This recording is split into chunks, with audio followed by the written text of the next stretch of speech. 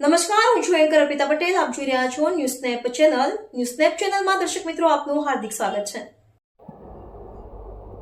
પાટણ જિલ્લા પંચાયતની પ્રથમ બેઠકમાં ભાવિક હર્ષદભાઈ પટેલ પ્રમુખ અને રૈયાબેન વજાભાઈ આહિર ઉપપ્રમુખ તરીકે વરાયા.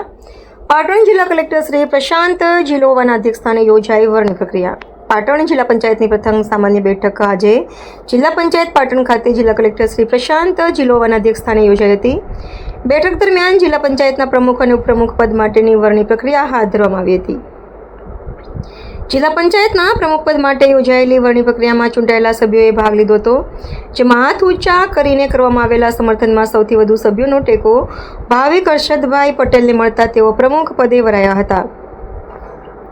જ્યારે ઉપપ્રમુખ તરીકે રૈયાબેન વજાભાઈ આહિરની વરણી કરાઈ હતી. કલેક્ટર શ્રી પ્રશાંત જીલોવા, જિલ્લા વિકાસ અધિકારી શ્રી ઇન્ચાર્જ એડી વણઝારા અને જિલ્લા ગ્રામ વિકાસ એજન્સી નાયબ નિયામક શ્રી આર કે મકવાણાએ નવનિયુક્ત જિલ્લા પંચાયતના સભ્યોને શુભેચ્છાઓ પાઠવી હતી. રિપોર્ટર પંકજ સાધુ, પાટણ.